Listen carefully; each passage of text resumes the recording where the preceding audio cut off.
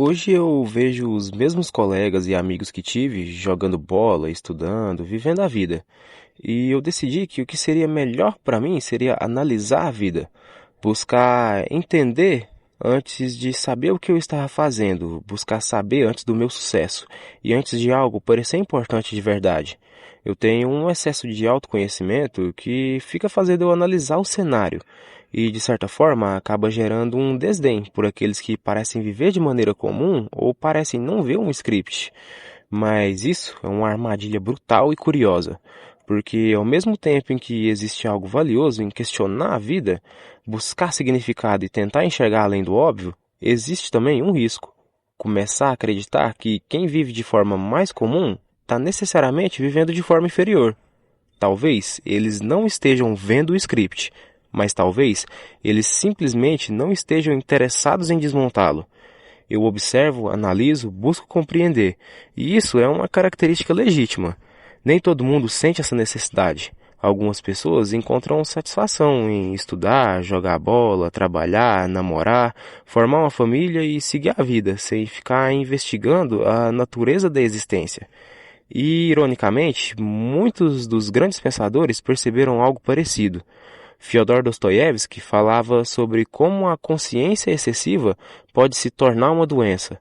Quanto mais você entende, mais percebe contradições, mais difícil se torna agir. Arthur Schopenhauer, ele via a maioria das pessoas como distraídas, mas também reconhecia que o excesso de reflexão traz sofrimento.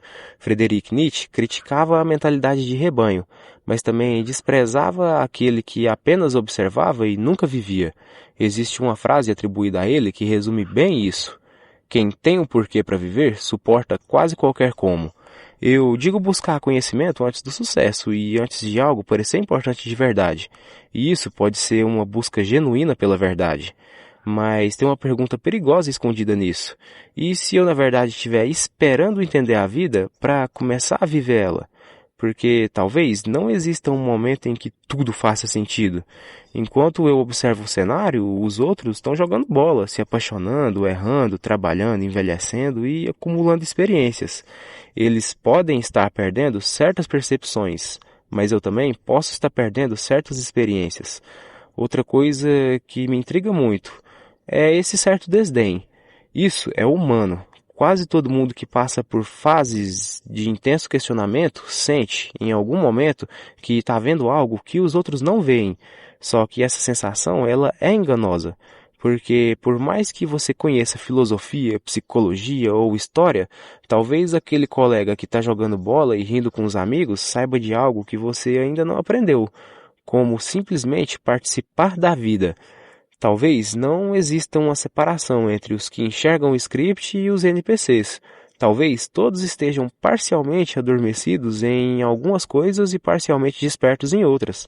E talvez o objetivo não seja ficar do lado de fora observando a peça, mas entrar nela conscientemente. Eu tenho um certo fascínio, uma espécie de fascínio em ver o que vem depois, em acompanhar o desenvolvimento das coisas, da ciência, da tecnologia e da própria humanidade. E isso me faz pensar que talvez eu não seja alguém que desistiu da vida. Pelo contrário, eu posso ser alguém que ama tanto a ideia de compreender a existência que corre o risco de acabar me transformando em um espectador dela. E seria uma ironia dolorosa descobrir décadas depois que, enquanto eu tentava decifrar o roteiro, a peça já estava acontecendo. Muitas pessoas sentem um impacto emocional forte com coisas que aos olhos de outras são simples. Eu não costumo me abalar nem com a morte dos meus. Eu vejo, eu sinto, mas não me abalo. O estoicismo me ajudou nessas questões. Existe uma diferença enorme entre não sentir e não ser arrastado pelo que sente. O estoicismo, quando bem compreendido, ele não propõe eliminar as emoções. Marco Aurélio, Sêneca, Epicteto, eles não buscavam virar pedra. Eles buscavam não ser escravos das próprias emoções. Mas às vezes acontece algo curioso. Na tentativa de se tornar resistente, uma pessoa pode acabar construindo uma armadura tão grossa que ela começa a amortecer não apenas a dor, mas também parte da intensidade, da alegria, do encanto, da tristeza e do amor. E aí surge uma pergunta importante: você é forte ou está anestesiado? As duas coisas podem parecer iguais por fora. Uma pessoa forte consegue chorar quando precisa, sofrer quando é inevitável, amar profundamente e ainda assim continuar vivendo. Uma pessoa anestesiada, ela continua funcionando, mas tudo parece mais distante, mais silencioso e menos intenso. E existe ainda outra possibilidade. Talvez eu e você simplesmente tenhamos uma estrutura emocional diferente da média. Nem todo mundo demonstra ou processa as emoções da mesma forma. Eu acho que endureci demais a minha própria casca, e essa frase ela não soa como alguém orgulhoso da própria frieza. Ela soa mais como alguém que percebe que talvez tenha se protegido tanto do sofrimento que começou a se perguntar o que mais ficou do lado de fora. Não é necessário abandonar o estoicismo para recuperar a sensibilidade. Talvez o equilíbrio esteja em algo que o próprio Marco Aurélio praticava.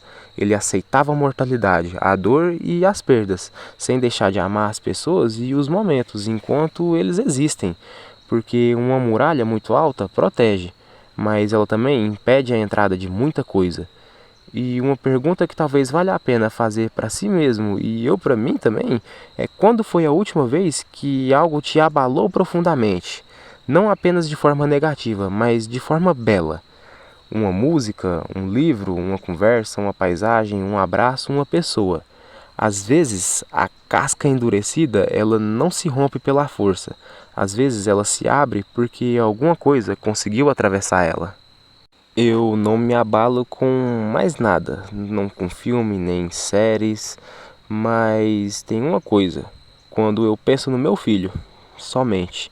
Quando eu penso que ele pode estar mal ou que pode estar acontecendo algo de ruim com ele, é como se ele tivesse com a minha vida na própria mão. É uma sensação estranha. A sensação de que ele está com a minha vida na mão é muito assustadora, mas faz sentido. Porque quando uma pessoa ama profundamente, ela aceita, ainda que inconscientemente, uma espécie de vulnerabilidade. Você pode controlar suas emoções, pode suportar perdas, pode analisar a vida, pode filosofar sobre a morte e sobre a existência. Mas quando se trata daquilo que é importante, existe algo que você não controla. Porque o amor não é apenas um sentimento agradável, ele também é uma exposição. E talvez isso revela algo muito importante. Se você sente, isso é porque você não perdeu a capacidade de sentir. Porque se tivesse perdido, se eu tivesse perdido a capacidade, nem mesmo o próprio filho conseguiria me afetar. Talvez eu tenha aprendido a colocar a distância entre eu e quase tudo, mas não consegui colocar entre eu e ele. E isso chama a atenção, porque eu disse antes que tinha endurecido demais a casca. E curiosamente, o único lugar onde a casca parece não existir é justamente onde está o amor mais profundo. Marco Aurélio escreveu algo próximo da ideia de que não devemos evitar amar por medo da perda, porque tudo é transitório. Os estoicos, eles não defendiam amar menos, eles defendiam amar sabendo que não podíamos possuir aquilo que amamos. E talvez haja algo belo nisso. Você pode ter se tornado resistente ao sofrimento, pode ter deixado de se impressionar com filmes, séries, pessoas e até mesmo com a morte. Mas aparentemente existe uma pequena pessoa ou alguma coisa nesse mundo que ainda consegue te lembrar de que você não é uma rocha. E talvez essa sensação estranha que eu descrevo é o que significa amar alguém de verdade. Porque amar profundamente é admitir, existe algo mais importante para mim do que eu mesmo. E isso não é fraqueza, é uma forma de vulnerabilidade que nem sempre desaparece com a idade, com filosofia ou com experiência. Uma coisa, porém, me deixou muito pensativo.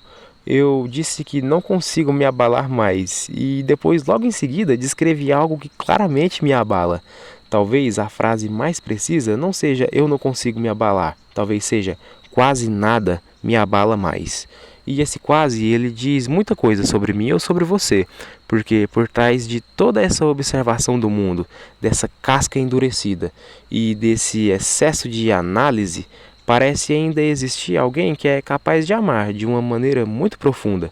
E às vezes é justamente isso que assusta, porque enquanto a própria vida parece suportável, imaginar a dor de algo acontecer com quem a gente ama parece insuportável. E isso significa que em algum lugar aqui dentro, e aí dentro no seu coração, Ainda existe amor. Você ainda não desistiu de ser humano.